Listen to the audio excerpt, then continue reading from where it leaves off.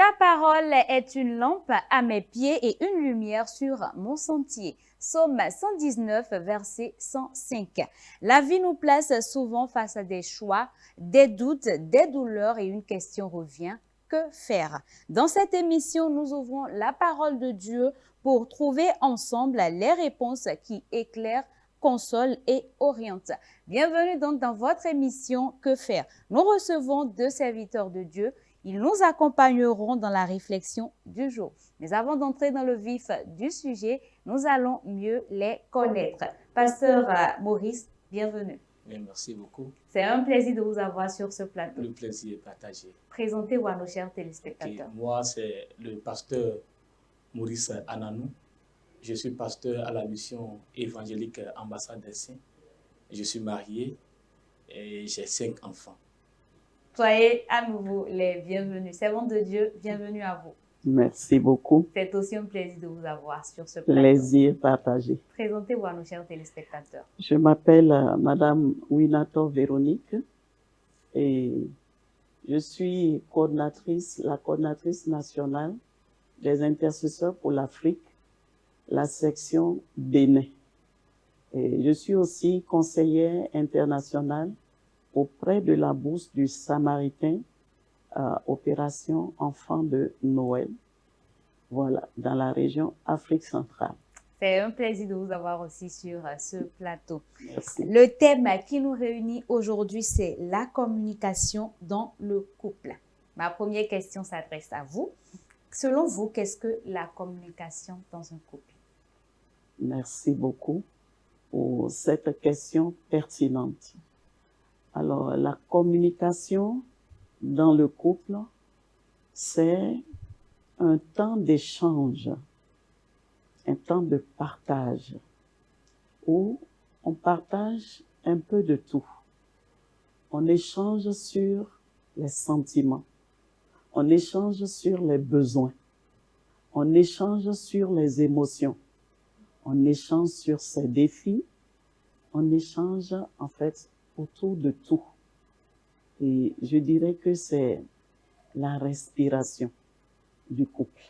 La respiration du couple. Êtes-vous du même avis? Oui, tel que Maman Véronique le disait tout à l'heure, je crois que ce qu'elle a dit est tellement juste que la communication, c'est un moyen d'échange entre deux partenaires, échanger leurs idées, échanger leurs émotions, échanger leurs désirs et les défis qui sont aussi les leurs, et afin de se comprendre et se construire pour avoir une relation harmonieuse. D'accord. Oui. Et pourquoi est-elle si essentielle dans la vie à deux? Tel maman le disait tout à l'heure, c'est la respiration même de la vie à deux.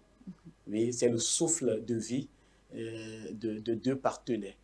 Et pourquoi? Parce que c'est ça qui permet d'harmoniser les choses. Oui, c'est ce que je pourrais dire par rapport à ça. Maman Véronique, peut-on vraiment aimer sans se parler en vérité? Non. C'est impossible. Non, c'est impossible. D'accord. Et le silence, parfois, peut-il être une forme de protection dans Oui. le couple? Oui et non aussi. Oui. Pourquoi? Oui, parce que dans un premier temps, le silence peut être pour éviter, c'est-à-dire éviter qu'il y ait conflit, éviter d'être mal compris, et pour éviter juste, je dirais, simplement des problèmes. D'accord. Donc là, on préfère se taire et puis bon, pour éviter tout problème. Et je veux juste donner un exemple. J'ai vu un couple que j'ai beaucoup aimé. J'étais encore célibataire. Oui. Et j'ai juste la seconde où l'homme s'est déplacé, j'étais dans leur voiture.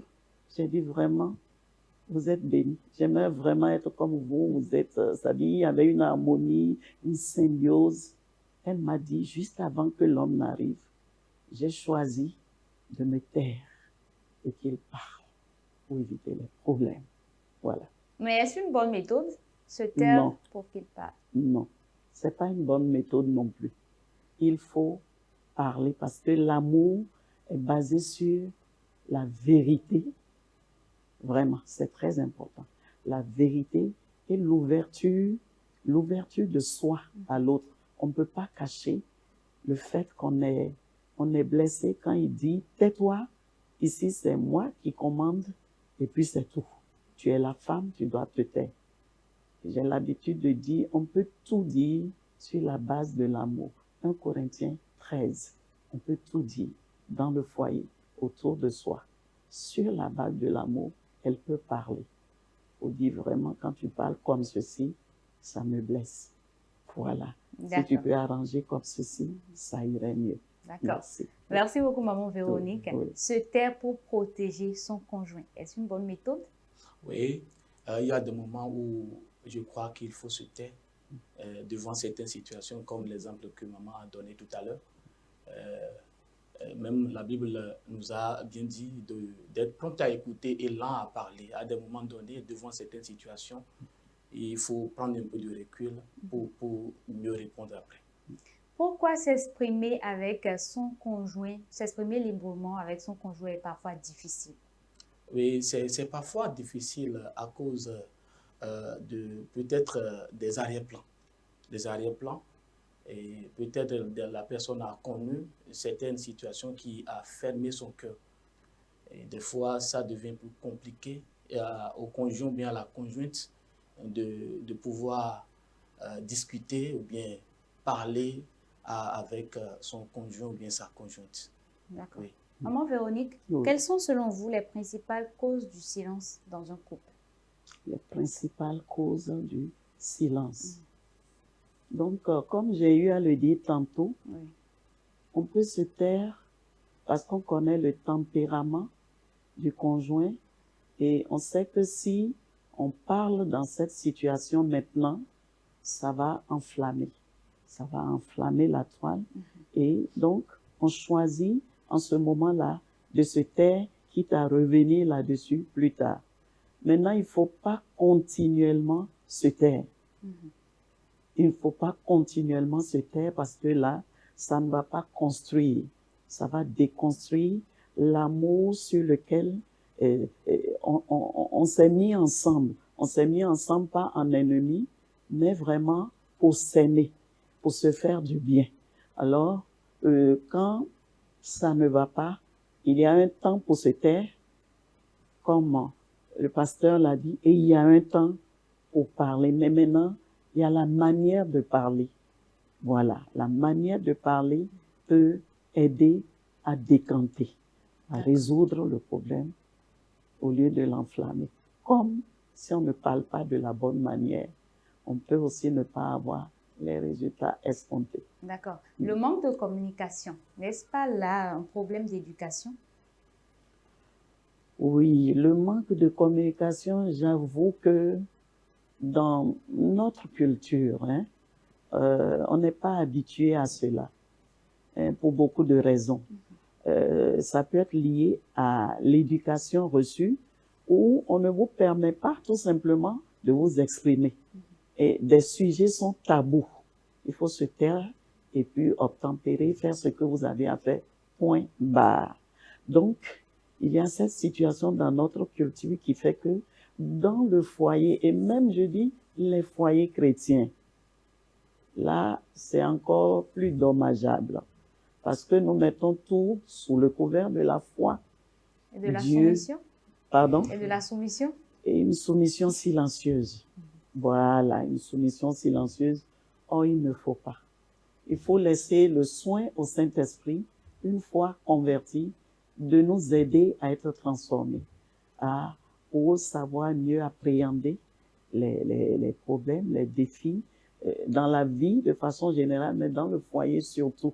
Oui, pour ne pas subir, pour ne pas être résigné, parce que là, on ne pourra plus avancer. D'accord. Pasteur Maurice, est-ce que le tempérament des conjoints influence-t-il la qualité de leur communication? Oui, oui, ça influence effectivement. Voilà, les tempéraments ne sont pas les mêmes. C'est ce que Dieu a fait. Et je crois que les partenaires doivent d'abord calculer ou bien prendre la vie et le tempérament de l'autre. Savoir le tempérament de l'autre avant de s'engager, savoir comment aussi l'aider. Pourquoi? Parce que déjà dans la relation de couple, la femme est là pour aider l'homme. Donc les deux doivent déjà comprendre leur tempérament parce que si l'autre est sanguin et l'autre est colérique, vous voyez déjà il y a problème. Donc on doit comprendre ses tempéraments et savoir comment soutenir l'autre.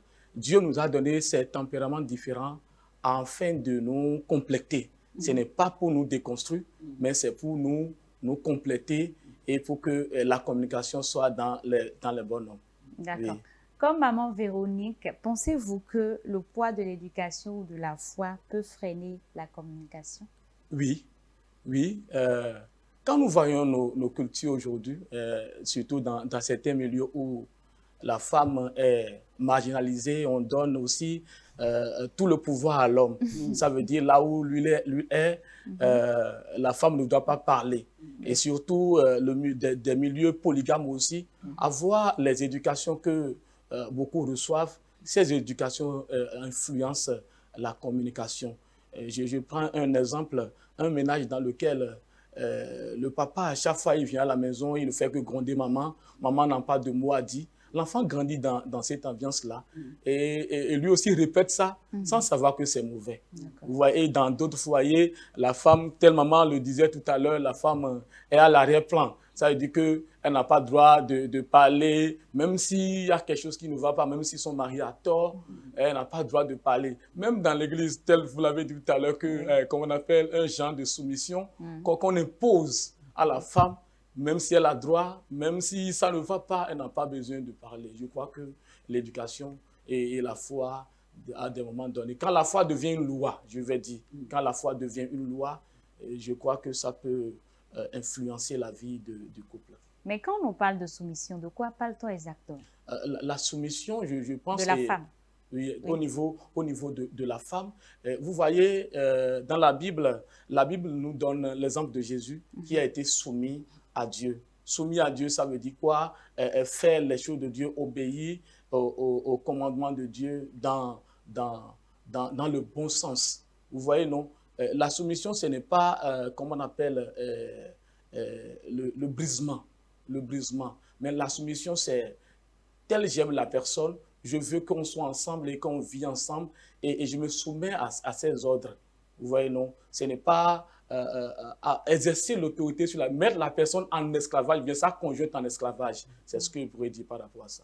Ça dit, c'est volontaire. La femme même se met volontaire pour pouvoir respecter son mari. Vous allez voir à la fin de Éphésiens 5, comme on appelle, Paul revient et dit à la femme, respecte ton mari. C'est-à-dire c'est une forme de respect de son chef. C'est ce que je pourrais dire. Bon, Véronique, avez-vous quelque chose à y ajouter?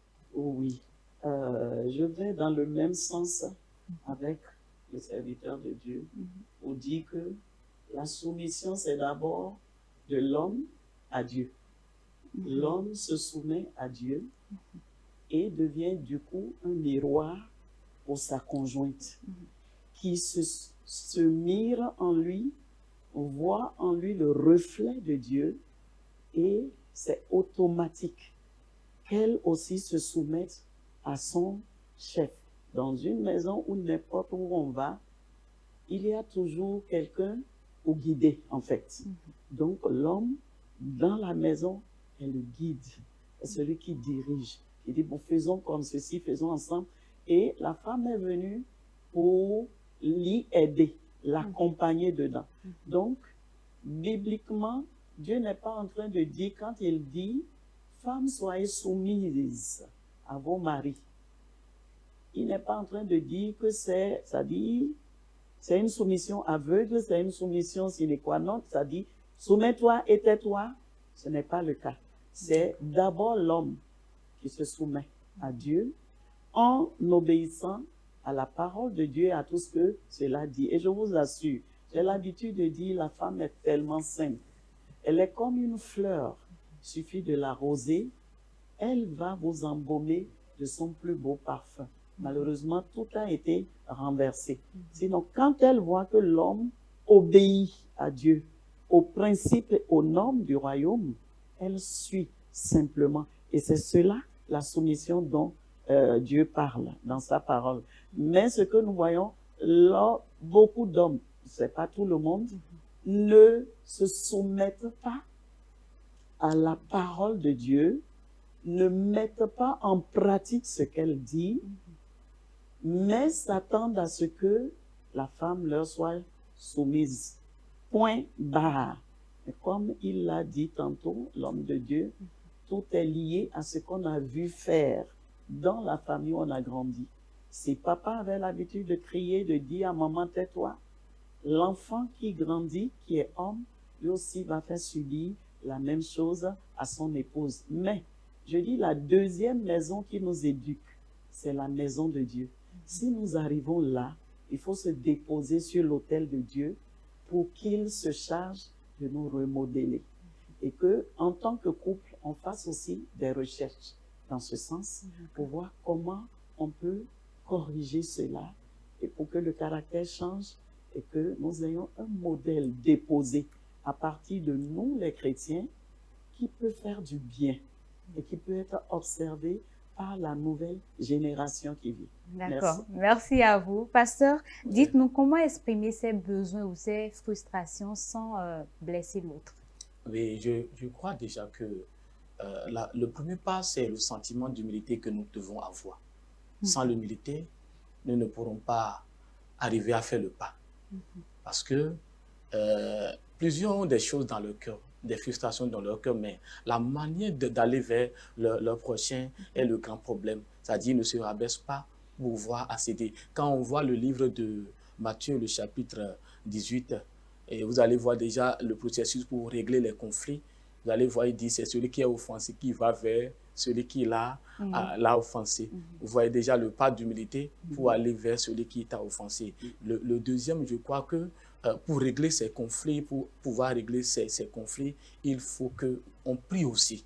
Parce que seul Dieu pourra nous donner la voie juste pour pouvoir régler les choses. Donc, je peux m'arrêter là. Oui. Et comment on aide un conjoint qui n'est pas ouvert au dialogue? Il n'est pas ouvert au dialogue. Et le premier, on doit chercher à comprendre pourquoi il n'est pas ouvert au dialogue. Parce qu'on a déjà parlé tout à l'heure des tempéraments, on a parlé de l'arrière-plan de nos éducations que nous avons reçues aussi. Et d'autres, ce n'est pas qu'ils ne veulent pas aller au dialogue, mais peut-être dans leur cœur, ils voient que le sujet qu'ils voudraient aborder va leur apporter la honte.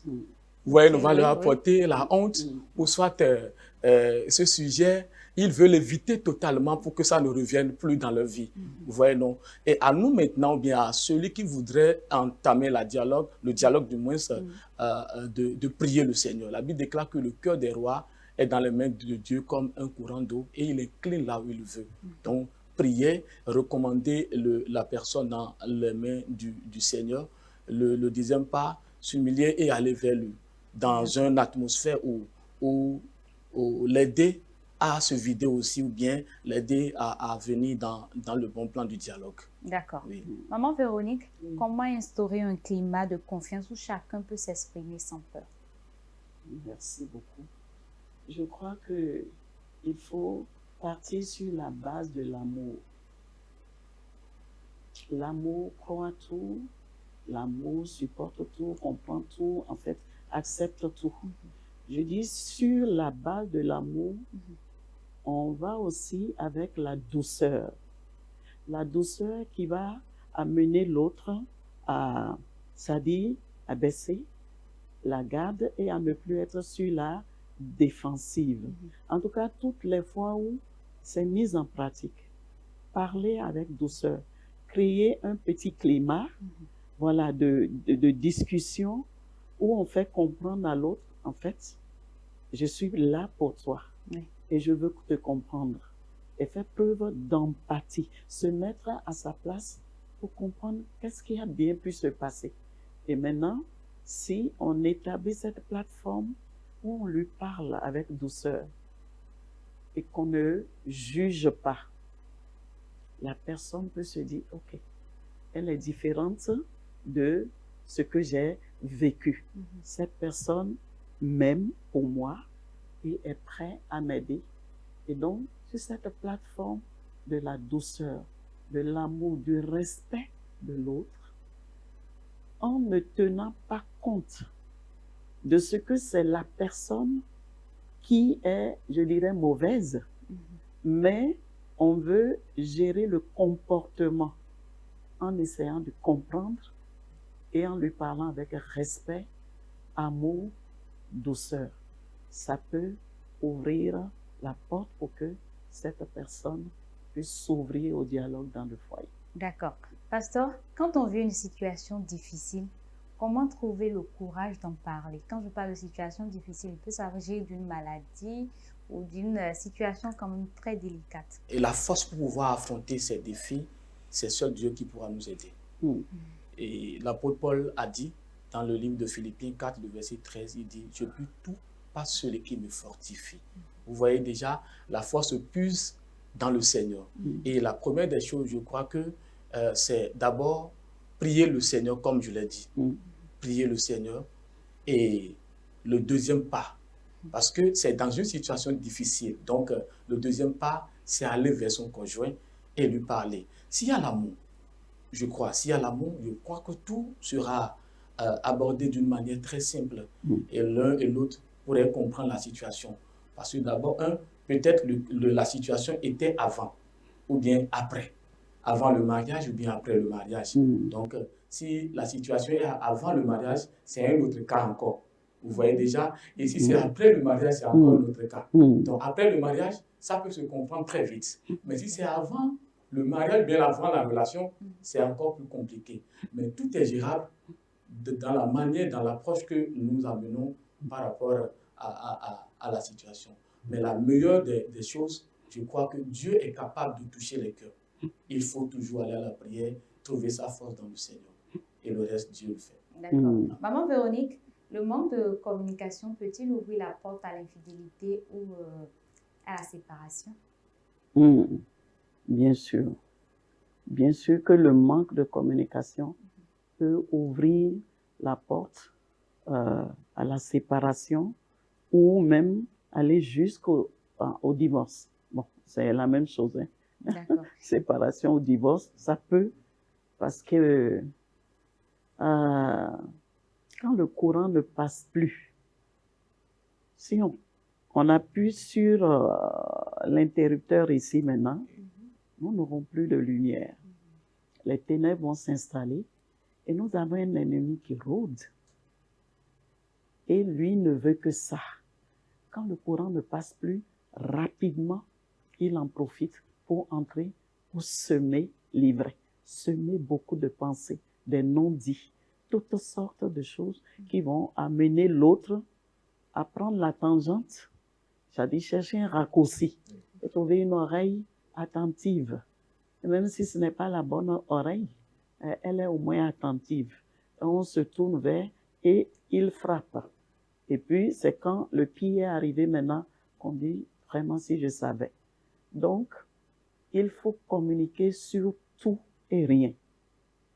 Il faut se trouver un temps d'échange dans la semaine. Je dis au moins un jour dans la semaine, avoir un temps où on est seul à seul, on échange sur tout ce qui s'est passé du lundi jusqu'au jour où nous sommes en train de parler.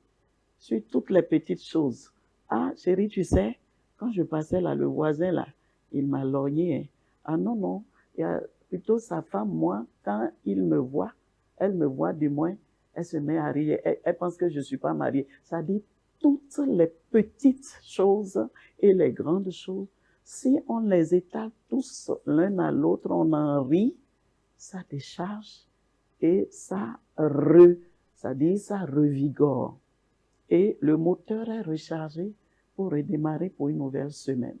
Mais quand c'est accumulé et pas d'oreille attentive pour nous écouter, cela peut vraiment ouvrir la porte pour que on sorte de là, quoi. D'accord. Pasteur, quelle habitude favorise la communication dans le couple? Oui, je l'ai déjà dit tout à l'heure. Le premier caractère que nous devons avoir, c'est le caractère d'humilité d'abord. Pourquoi? Parce que l'orgueil détruit tout. Quand on ne veut pas laisser passer, ça dit c'est moi ou rien. Et on pense à soi-même, ça dit égoïste, on pense à soi-même à chaque fois. Je crois que ça ne peut pas favoriser la bonne attitude. Et je donne un exemple, il y a un ami, il allait aller au divorce. Manque de communication dans son ménage. Pourquoi? Parce qu'il est un serviteur de Dieu aussi, mais tout le temps focalisé sur les affaires de l'église, sans penser à sa maison. Vous voyez, sans penser à sa maison. Et arrivé à des moments donnés, la femme l'interpelle pour il puisse avoir les regards sur la maison, mais toujours, c'est l'œuvre de Dieu ou rien, quoi, sans penser à la famille. Vous voyez? Et un jour, je l'ai appelé, je lui ai dit, mon frère, tu es en train de détruire ton ménage sans le savoir. L'œuvre de Dieu est là. Toi, tu vas mourir un jour et ça va continuer. Mais ta famille, il faudrait que tu prennes soin de ta famille. Lorsqu'il est retourné, j'ai dit, prends du temps, comme maman le disait tout à l'heure, prends du temps, va vers ta femme, prenez un temps et discutez ensemble des sujets de ménage. Vous allez voir que vous allez vous comprendre. Pourquoi? Parce qu'en tout temps, il y a toujours palabre et que c'est comme si c'est la femme qui est totalement mauvaise. Mais ce n'était pas que la femme est mauvaise. La femme voudrait de l'attention auprès de lui, mais lui n'avait pas du temps pour la femme. Vous voyez, ça devient plus compliqué. Donc, le premier, je crois que c'est avoir un sentiment d'humilité. Et le deuxième, porter toujours ses regards sur son partenaire. D'accord. Oui, porter toujours ses regards sur son partenaire. Qu'est-ce qu'elle est en train de ressentir? Pourquoi? Parce qu'il y a des fois des sujets dans le cœur, mais je parle en partie des hommes de Dieu, ou bien des enfants de Dieu, nous n'avons pas le temps d'écouter notre partenaire. Et c'est tellement grave. Donc on doit prendre du temps pour les écouter et savoir ce qu'ils vivent dans le temps, ce qui se passe dans leur cœur, ce qui se passe dans leur vie, parce que tout n'est pas à rejeter. Il ou elle a certainement quelque chose à dire à chaque fois. Il y a une des collaboratrices de l'Église, telle maman le disait tout à l'heure, et qui avait décidé à un moment donné de divorcer de son mari. Pourquoi? Parce que à chaque fois, quand elle appelle son mari pour dire « je voudrais qu'on discute de tel sujet », le mari fait tout. Et il peut gronder, il peut se mettre en colère. Je lui dis non, continue de prier pour lui. Peut-être que le temps qu'il est en train de passer n'est pas favorable pour que tu puisses discuter avec lui.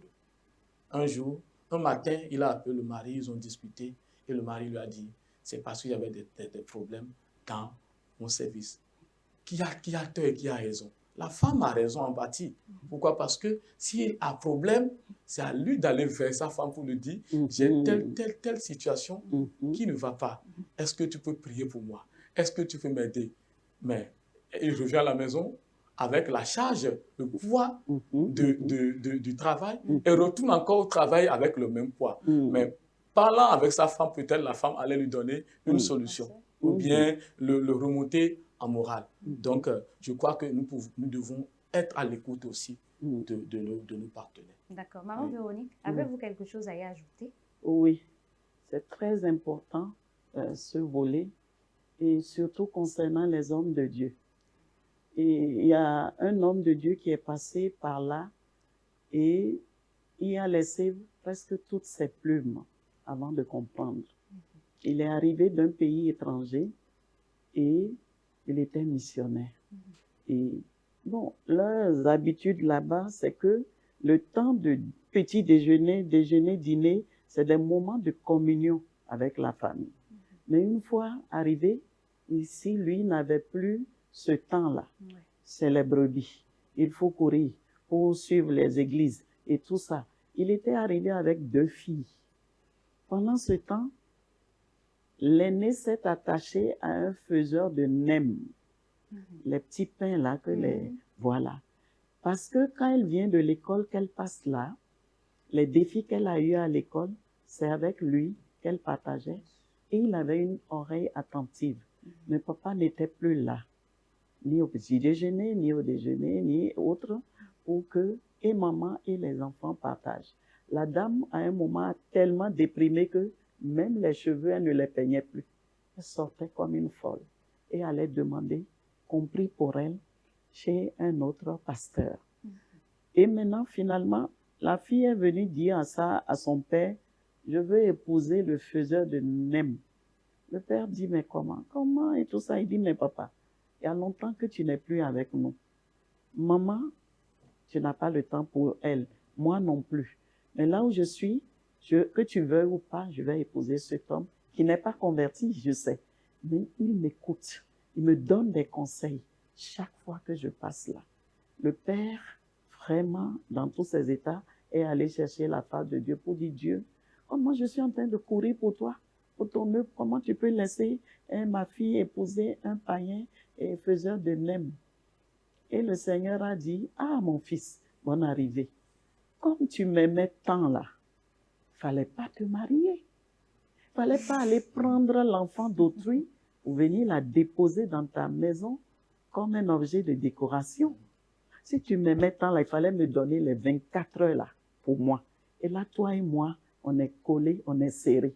Mais dans la mesure où tu prends la fille d'autrui comme partenaire, le temps est divisé en deux, je suis désolée. C'est kiff-kiff, 50% pour la famille et 50% pour moi, pour le ministère. Sinon, tu fais de moi un Dieu irresponsable. Je t'appelle et je dis abandonne ta femme, ta famille et occupe-toi de moi. Ça n'a pas de sens. Tu vas retourner, tu vas faire des séminaires, tu vas dire à mes serviteurs que celui qui m'aime là, n'a qu'à me donner les 24 heures là. Et 365 sur 365. Faut pas qu'il va prendre une femme, avoir des enfants et les abandonner pour dire que c'est moi qu'il sert. Donc, pour dire que c'est très... La fille a épousé le faiseur de nem. Il l'a épousé. C'est les conséquences. Ça dit jusqu'où ça peut aller, où on laisse tout, on dit je vais faire suivi des âmes. Et on dit bon, il y a tel foyer qui m'a dit d'attendre pour manger. Et j'attends, je mange chez les fidèles. Et le déjeuner que maman a préparé, elle là se refroidit. Le dîner, il n'est pas là, il est au culte. Bref, ça désorganise le foyer. C'est capital qu'on remette chaque chose à sa place. Après Dieu, c'est le conjoint et la famille. D'accord? Et le ministère suit. Donc, si la fondation de la famille est ratée, si on n'en prend pas soin, le ministère ne peut pas trouver non plus son équilibre. Et on a beaucoup d'exemples aujourd'hui. Il y a un enfant, pour terminer, qui est fils d'un pasteur. On lui a dit, ah, ton papa est un grand pasteur, hein. Quand tu seras grand, n'aimerais-tu pas lui ressembler? Il dit jamais. Je ne serai jamais pasteur. Pourquoi? Pour servir un Dieu qui vous vole, votre papa. Papa, il y a longtemps qu'il n'est plus là pour moi. Donc, je ne peux pas, moi aussi, devenir comme lui et servir un Dieu qui m'a volé mon papa. Témoignage émouvant. Chers invités, chers téléspectateurs, nous allons à présent ouvrir la deuxième séquence de cette émission. Voici l'histoire du jour. Bonsoir chers téléspectateurs, bonsoir chers serviteurs de Dieu et merci pour cette émission à travers laquelle vous nous édifiez, on apprend plus et on rend grâce à Dieu. J'ai une préoccupation aujourd'hui et j'ai recours à vous. J'ai besoin de votre aide. J'ai besoin que vous m'aidez. Parce que actuellement, je suis perdue. Je n'arrive pas à réfléchir seule. Je suis Awa, une femme réservée. Je suis née dans une famille digne. Et il faut avouer que mon enfance suit un long couloir de silence, d'obligations et de beaucoup de règles. Mon père étant un ancien militaire, il nous imposait une discipline de fer. Chez nous, le mot liberté n'existait pas. On ne décidait de rien. On ne faisait pas de bêtises. Seules les études nous préoccupaient. Chaque sortie devrait être justifiée, chaque appel surveillé. Donc de l'école primaire jusqu'à l'université, je n'ai vécu que sous le regard méfiant de mes parents.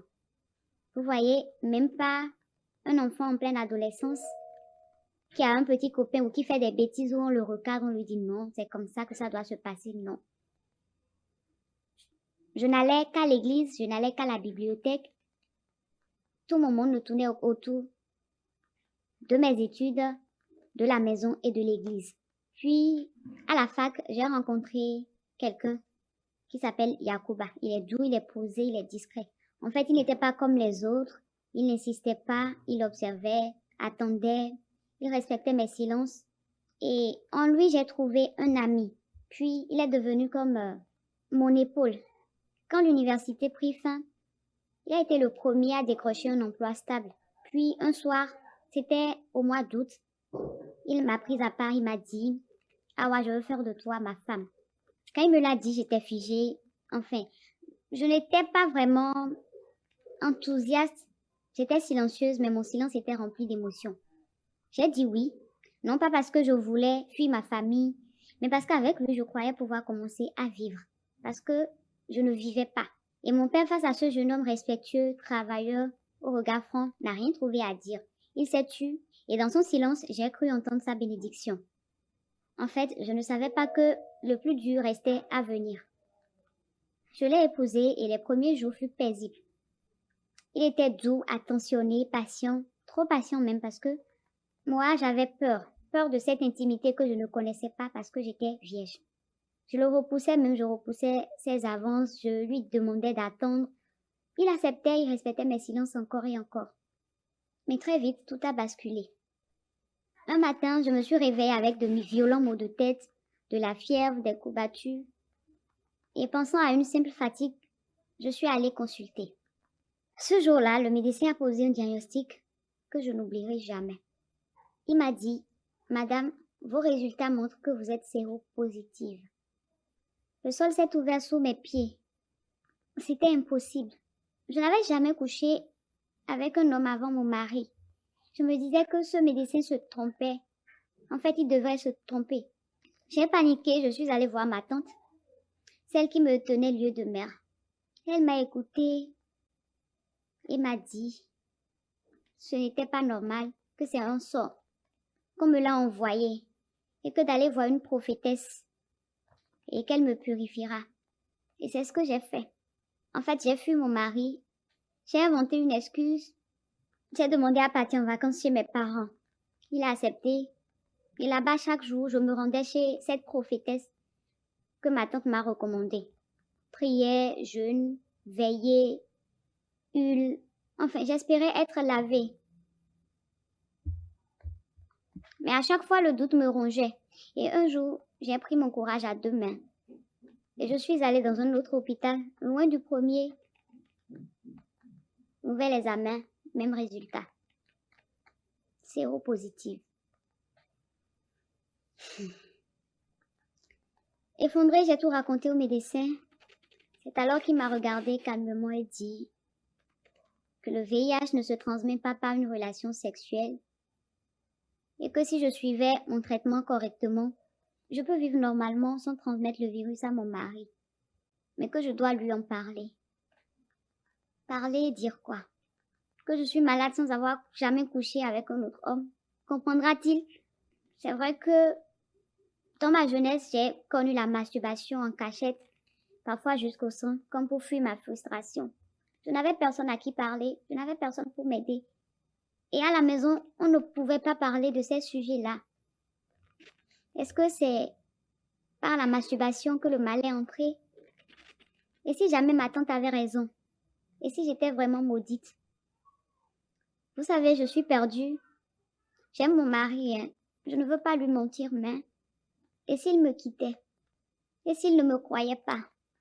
Parce que, pour nous ici, en Afrique, quand tu parles de VIH à quelqu'un, c'est que tu as mené une mauvaise vie. C'est que tu es passé d'homme en homme. Je veux juste qu'il m'aime malgré tout. Je veux qu'il soit là pour moi. Mais dois-je lui dire la vérité? Parce que c'est pas une maladie comme les autres. Dites-moi, à sa place, vous me comprendrez, vous? Si vous étiez à ma place, qu'auriez-vous fait? Chaque jour, je tombe dans la dépression. Je n'arrive pas à avoir le moral, je n'arrive pas à faire quoi que ce soit et ça me ronge de l'intérieur.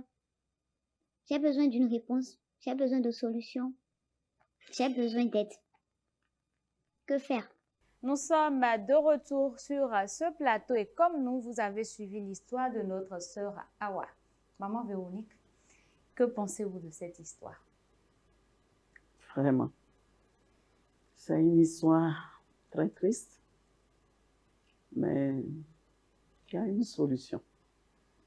Et d'autant plus que ça va en droite ligne avec le thème de ce jour, la communication dans le couple. Bon, ici, je ne sais pas si c'est des chrétiens, c'est des croyants. Elle est chrétienne. Elle est chrétienne, d'accord. Donc ici, sur la base de la nouvelle naissance que nous avons, le Seigneur nous dit aussi, on n'a pas reçu un esprit de timidité pour ne pas, c'est-à-dire pouvoir faire face à certaines choses. Un. De deux, il faut absolument qu'elle communique. C'est-à-dire, il n'y a pas d'autre solution. Comme une femme qui est enceinte, le moment est arrivé d'accoucher, si tu ne pousses pas, vous êtes tous les deux en danger, le bébé et la femme même. Donc, c'est douloureux. Et ça me rappelle, on dit les chirurgiens, c'est exprès qu'ils renfrognent la mine. Devant les situations, il faut ouvrir, il faut déchirer pour au moins sauver la vie. C'est-à-dire, c'est douloureux, c'est difficile, mais la solution reste la communication. Quel que soit comment l'homme va prendre la chose, alors, c'est complexe et c'est compliqué parce que si elle n'a pas connu d'homme avant de se marier, est-ce que lui, l'homme, a connu des femmes avant de se marier? Le VIH se transmet de plusieurs manières. Il y a les relations, mais il y a aussi les transfusions sanguines.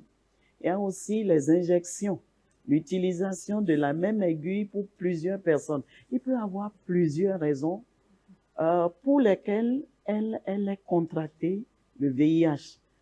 Si, à supposer que ce soit par l'homme, on devrait demander à l'homme d'aller aussi faire son test. Et je bénis le Seigneur de ce qu'aujourd'hui, au niveau de l'Église, il y a une porte ouverte pour ça. Avant le mariage, on demande aux deux partenaires d'aller faire un check-up, faire un petit bilan pour voir un peu ce qui va, ne va pas, drépano, et si c'est les mêmes formes, voilà, savoir quoi faire. Et s'il y a VIH, on le sait dès le départ, pour déjà faire ce qu'il faut faire avant d'entrer dans le ménage. On peut prier, on peut faire tout. Donc ici, je me dis que il faudra que l'homme aussi fasse son test pour qu'on voit si elle n'a pas contracté le VIH par son partenaire. S'il fait le test et que lui n'a rien, alors les autres choses sont à explorer. Il y a d'autres formes par lesquelles on peut contracter la maladie. Et je me dis, Dieu va toucher le cœur du conjoint. Si elle crée la plateforme pour dire, voilà ma situation qui me ronge. J'ai fait un test et on dit que je suis séropositive. Or, je n'ai pas connu d'homme avant toi. Elle dépose ça au pied du Seigneur et le Seigneur va prendre ce dossier, toucher le cœur de l'homme et peut être poussé à aller faire son test aussi. Voilà, puisqu'il l'aime. Ce garçon, on a compris par son cheminement qu'il aime cette fille. Et je crois que avec la prière, il va croire en sa sincérité, aller faire son test. Généralement, on dépose tout sur la femme. Par exemple, quand il y a stérilité, on dit, va faire test pour voir si tout va bien chez toi. Mais l'homme, non, il ne le fait pas. Donc je dis ici, on va commencer par là. Et la prière aidant, le Seigneur va entrer. Comme ils sont convertis, ils sont chrétiens, le Saint-Esprit va entrer dans ce dossier et décanter la situation. C'est mon point de vue. Merci beaucoup. Pasteur Boris, quel est votre point de vue face à la situation? Je vais seulement compléter à ce que maman a dit. Et d'abord, au premier, quand je vois la situation de notre sœur, je vois déjà une frustration qui est déjà née dans son esprit. Et à voir son histoire, et on peut comprendre comment sa maison a été. Sa maison d'abord, comment les parents étaient vraiment rigides par rapport à l'éducation. Et cette situation a conduit notre sœur à aller à épouser un païen, on va dire. Oui, déjà, c'est déjà un problème déjà. Et ça interpelle nous qui sommes les parents. à ne pas être rigide en tout, mais dialoguer aussi avec les enfants. S'il y avait une porte ouverte et permettant aux enfants de venir vers les parents en temps, je crois que la sœur n'allait pas tomber dans cette situation. Et le second point, c'est, vous voyez, elle menait une vie chrétienne, mais une vie chrétienne qui était encore malade. Oui, pourquoi? Parce qu'elle disait dans son histoire tout à l'heure qu'elle pratiquait aussi la masturbation. Mais elle va à l'église. Si les parents étaient un peu attentionnés, elle pouvait aller vers les parents pour leur dire « Je suis en train de sentir ceci dans mon corps, aidez-moi ». Et les parents allaient l'aider à s'en sortir de cette situation. Mais elle n'avait pas quelqu'un à qui se confier. Ça a été un problème pour elle. Voilà qu'elle a trouvé quelqu'un qui était à son écoute, quelqu'un qui la comprenait. Vous voyez, elle s'est penchée de ce côté. Vous voyez le drame qu'elle est en train de subir maintenant. Je dis drame, pourquoi? Parce que, maman le disait tout à l'heure, la maladie qu'elle a contractée maintenant, d'abord, quand on voit son état, on ne peut pas l'accuser d'abord. On ne peut pas l'accuser, pourquoi? Parce qu'elle était vierge, elle n'avait pas connu d'homme. Donc, le monsieur pouvait comprendre ça.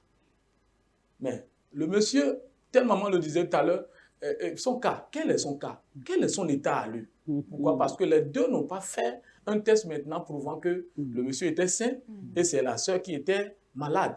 Donc déjà, on peut comprendre déjà que quand elle va aller, c'est-à-dire à la table du dialogue, je pense que Dieu pourrait passer par là pour toucher le cœur de l'homme. Peut-être que c'est le monsieur qui est malade et qui l'a contracté, qui lui a donné ce virus sans qu'elle ne le sache pas. Vous voyez déjà, donc là, c'est le dialogue qui peut décanter la situation. Elle va prendre son mal en patience. D'abord, prier le Seigneur. Et elle a déjà commencé même parce qu'on l'a orientée vers une prophétesse pour la soutenir dans la prière, pour que la maladie soit ôtée. Donc, je crois qu'elle va continuer dans la prière, recommander l'homme dans les mains du Seigneur et aller à la table du dialogue. Et je crois que Dieu va toucher le cœur du mari. Elle disait qu'elle voudrait que les deux soient ensemble. Dieu fera le reste. Il dit, recommande ton soi à l'Éternel, mets en lui ta confiance et il agira. Donc Dieu va agir par la suite. Amen. Amen. Quelle est la responsabilité des parents dans l'éducation des enfants, surtout en matière de communication? Alors, ici, je n'avais pas perçu que l'homme n'était pas chrétien. Non, il n'était pas chrétien. Et là, ça peut être même une manière de Dieu de tirer les oreilles à cette sœur. De lui tirer les oreilles parce que quel que soit alpha, quelqu'un a l'habitude de dire, si tu es chrétien, un bébé chrétien, tu as pour papa Dieu le Père. Maintenant, quand tu t'en vas t'attacher à un non-croyant en Jésus-Christ, tu as directement pour beau-père l'ennemi. Ton beau-père, chaque matin quand tu te lèves là, c'est lui qui te dit bonjour d'abord et qui maintenant dirige ta journée. Donc là, je reviens là pour dire que quel que soit alpha, aucun enfant de Dieu, fille ou garçon, ne devrait vraiment se tourner vers les nations, je mets entre griffes les nations, pour choisir un partenaire de vie. Ça ne doit pas se faire. Même si on est désespéré de je ne sais à quel degré, il faut éviter de le faire. Parce que dans tous les cas où ça a été fait, ça n'a pas été concluant. Voilà. Alors, pour revenir sur votre question, l'éducation, la part des parents dans l'éducation, il faut avouer que les parents ont démissionné de l'éducation des enfants. Voilà, j'ai été directrice d'école pendant 12 ans. C'est-à-dire, on vient vous déposer les enfants et puis on dit, il faut même pas qu'il y ait congé. Ils nous dérangent, et puis bon. Mais l'enseignant ne peut pas faire à la place du parent ce que les parents sont supposés faire. L'éducation de base est donnée dans la cellule familiale. Mais là encore, il y a problème. Parce qu'il faut que ces parents aient eux-mêmes reçu un minimum pour pouvoir communiquer ce minimum à leurs enfants. La Bible dit, la parole de Dieu du moins dit, apprends à l'enfant la voie qu'il doit suivre dès son enfance. Et quand il sera grand, il ne s'en détournera pas. Et l'inverse se produit.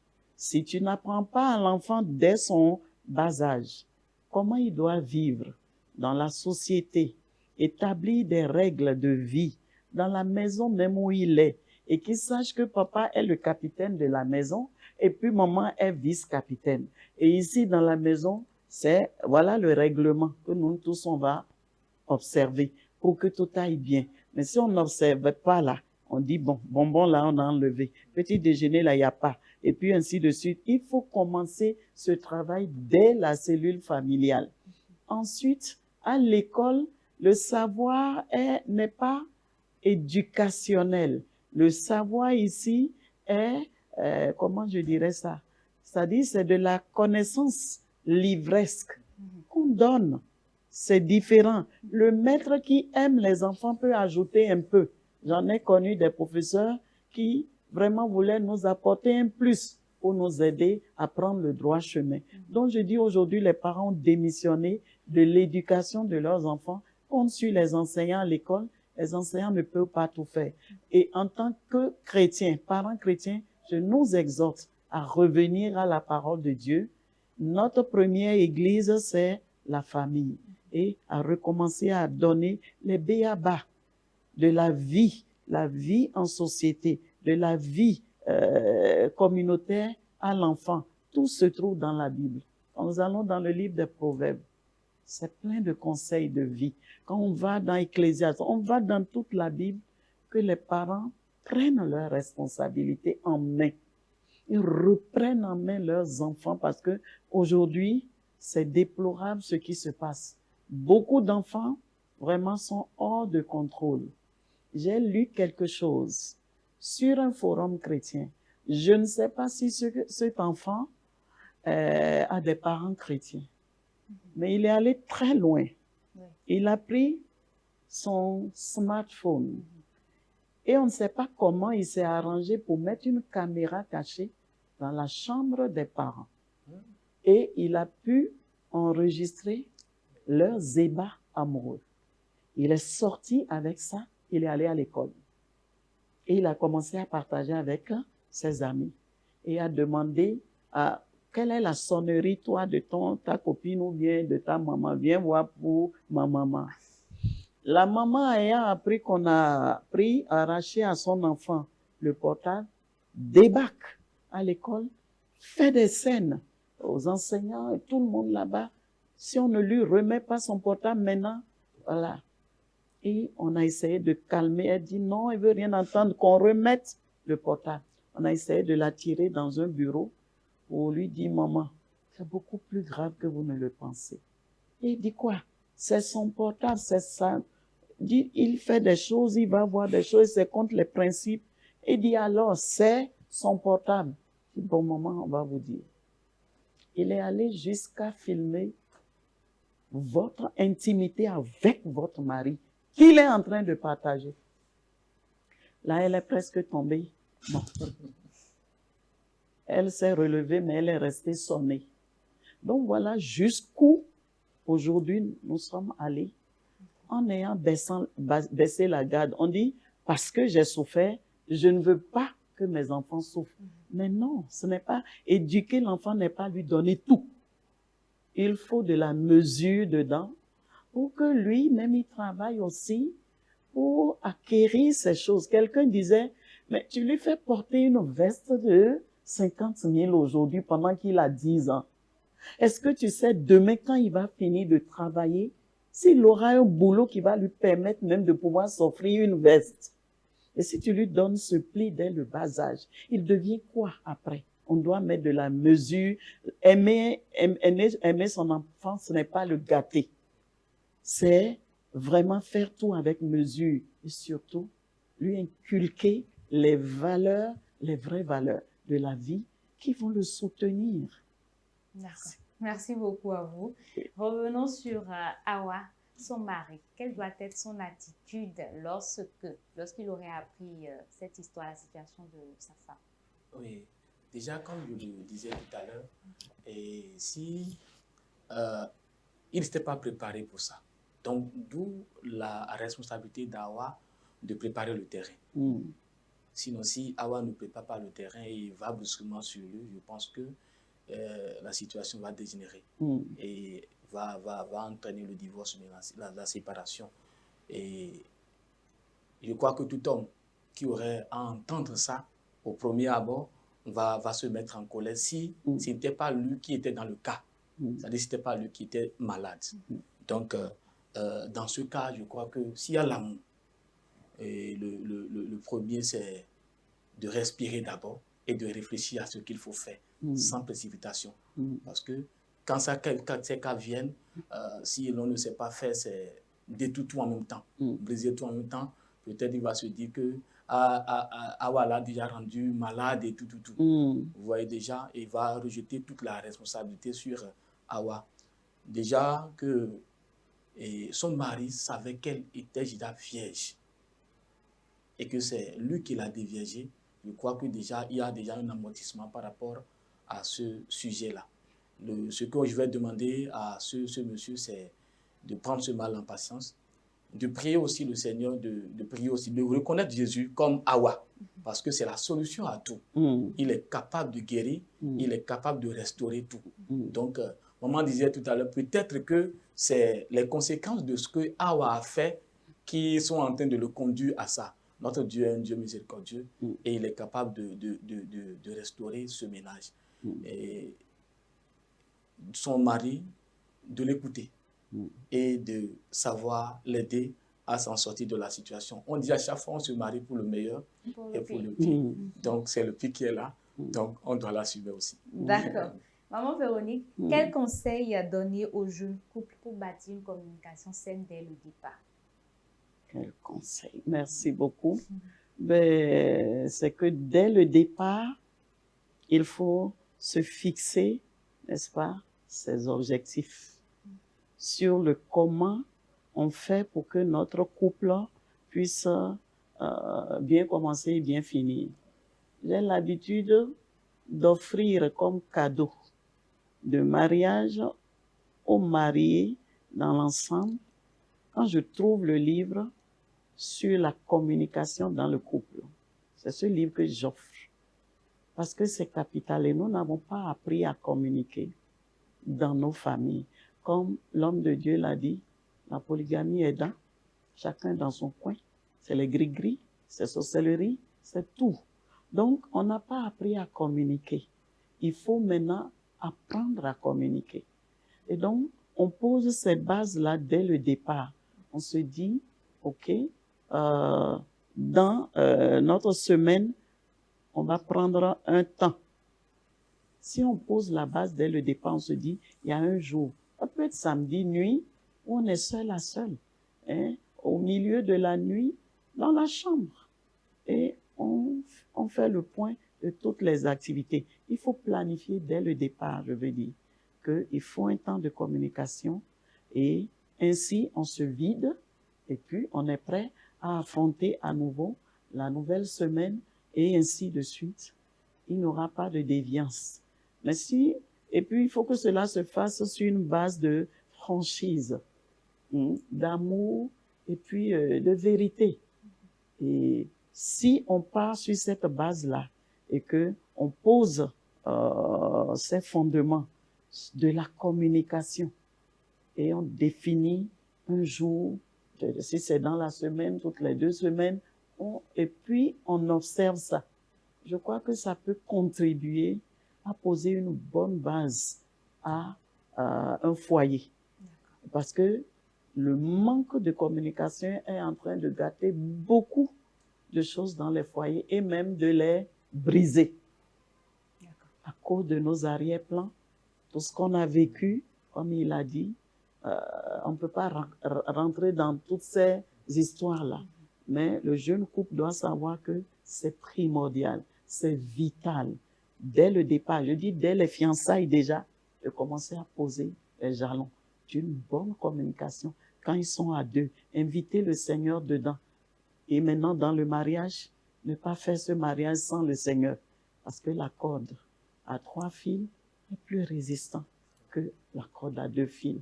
D'accord. Et le Seigneur pourra faire le reste. Merci beaucoup. Avez-vous quelque chose à y ajouter?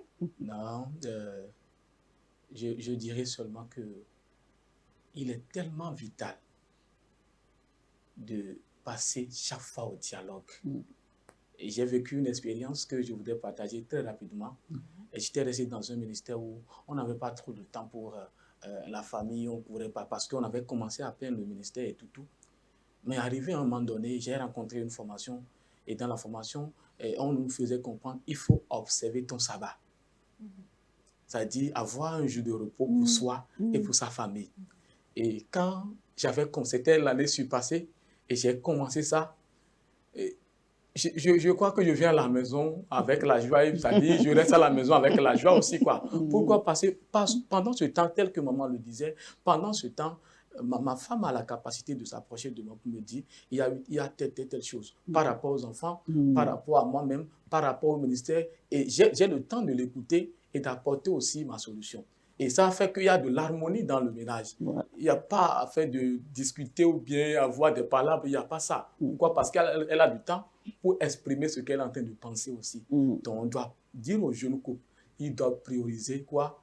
Le dialogue dans leur relation pour avoir une bonne vie. Merci à vous pour ces paroles de sagesse et de vérité. Merci d'avoir répondu présent. À vous, chers téléspectateurs, merci de nous avoir suivis.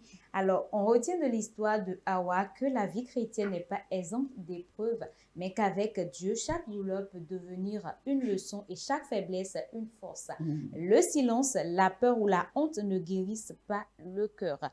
Seule la vérité dite dans l'amour et soutenue par la foi libère et restaure. À vous qui nous suivez, peut-être vivez aussi une situation qui semble sans issue. Sachez que Dieu n'a pas dit son dernier mot. Quand les hommes ferment leur cœur, lui garde les bras ouverts. Merci de nous avoir suivis. À bientôt.